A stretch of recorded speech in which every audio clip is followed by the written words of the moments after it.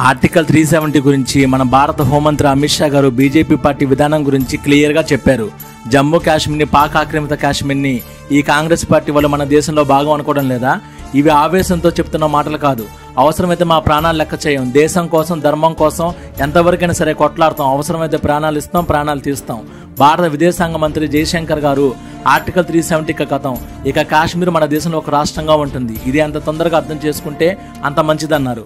Article 370 రద్దుకు ముందు కాశ్మీర్లో ఉగ్రవాద దాడులు, అత్యాచారాలు, హత్యలు, దోపిడీలు, కాశ్మీర్లో పాకిస్తాన్ జెండా కూడా ఎగరవేశారు. అసలు కాశ్మీర్లో అడుగు పెట్టాలంటే మన భారతీయులు భయపడేవారు. అలాంటిది ఈరోజు ఆర్టికల్ 370 రద్దు తర్వాత కాశ్మీర్లో మన జాతీయ జెండా రెపరెపలాడుతుంది. పాకిస్తాన్లో ఉగ్రవాదులు పారిపోయారు. మన వాళ్ళు భయం లేకుండా కాశ్మీర్లో అడుగు పెట్టారు. మన దేశంలోని బెస్ట్ టూరిస్ట్ ప్లేస్గా మారింది.